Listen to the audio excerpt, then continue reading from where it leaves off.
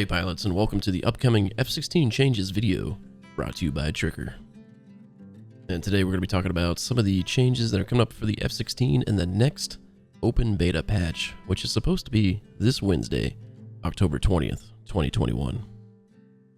Now this is a significantly large patch for the F-16. This is probably one of the biggest patches we've received in a while, and these are all the features that are supposed to be coming to the F-16 in this current patch, minus just a few. Some of the more notable ones are the air-to-ground radar in ground map mode. WAGS has put out a great video on this. We have the harm targeting system, HTS, and harm attack display, which unfortunately will not be in this patch, but I've included a quick demonstration using Falcon BMS on what the HTS or the HAD does and what it can bring to the F-16 and DCS. Next is the Bullseye DED page and indications for the FCR and HSD pages. WAGS also put out a video for this.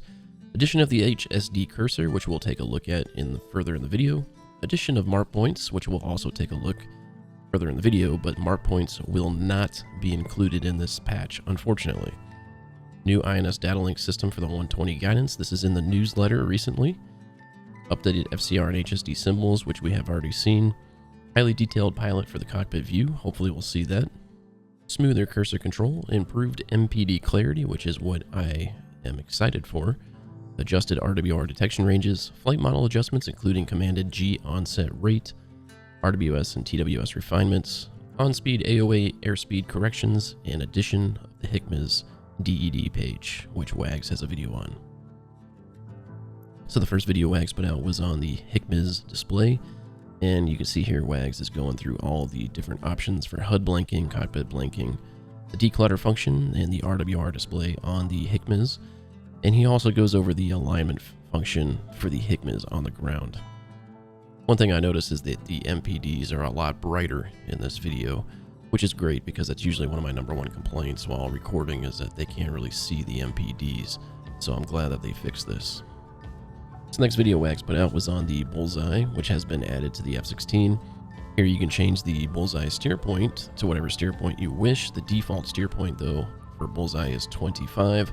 WAGS also displays here that the HSD cursor can now be used, and you can see here he is moving the HSD cursor, and on the bottom left it actually shows the bullseye of where the HSD cursor is. So if you get a call out from Bullseye from an AWACS, you can actually use this cursor to help find where that enemy may be. Now the biggest video that WAGS put out this week is the air-to-ground radar in ground map mode.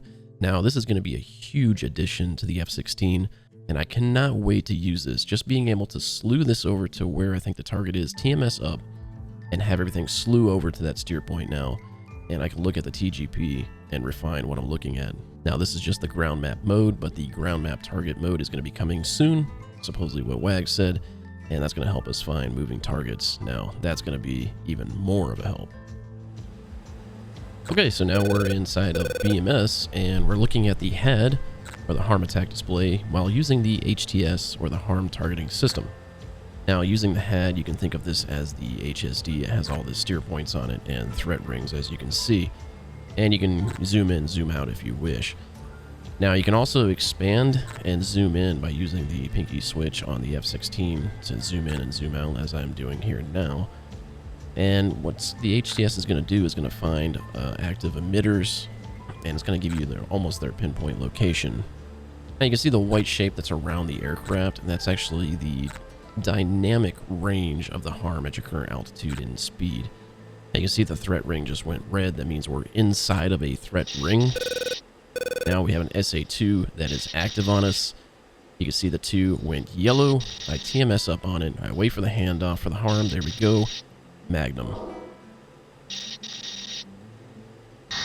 Now we have an SA-2 launch on us. Let's go ahead and defend this.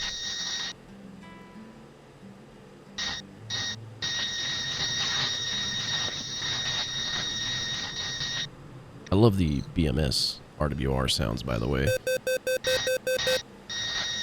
So we see the SA-2 launch here at our 10 o'clock, turning into the missile, trying to defeat this missile. Now at our 1 o'clock, turning back into it here, and you can see a good shack right there from the harm that we sent out on the SA-2. That was just a quick demonstration of the HAD and HTS working together. Having this in DCS is going to be a huge, huge addition, so I cannot wait for us to get this inside of DCS. So we're missing just a few things here for the F-16 to be like, hey, this is bam, this is everything. Now, mark points is going to be one of those things that is going to be outstanding. So here I am using the FCR, air-to-ground radar. We found a group of buildings, and let's just say that this is a group of buildings that I want to use a mark point on. So I'm going to go ahead and bring up the TGP on the right here, and we'll go ahead and choose white hot. Go ahead and get a better location here. Let's go ahead and slew on over and try to get a point track on this building here. And we'll go ahead and mark this building for a demonstration on mark points. So how do we make this a mark point? We just click 7 on the ICP. It says TGP, and all I have to do is hit TMS up, and bam, you can see the lat long has been saved. And right here, I hit the sequence button. It goes to overfly. And overfly is basically, hey, we're overflying this area. TMS up, mark point is exactly where you're at. We also have a FCR mark point, and we also have a HUD mark point. I usually use the HUD mark point a lot. Use the slew commands, find something, and you just TMS up. After you TMS up, you go into a refinement zone, and you just refine your mark point on the HUD, and you hit TMS up again, and there's your mark point. So right now we're going to steer point in 26. The mark points start on 26, and if I hit CZ, you can see this is our first mark point we made with the TGP. Now if I go to 27, you can see it's trying to find the waypoint that's behind me because we did an overfly mark point.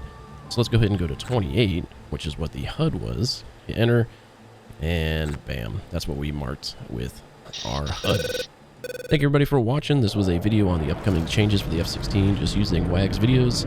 Everything he explained in the 3 videos that he had at this time, and me using the Falcon BMS to demonstrate some of the other features that were supposed to be in this patch but have been delayed and hopefully coming in the next upcoming patch. Thanks for watching. See you on the next one.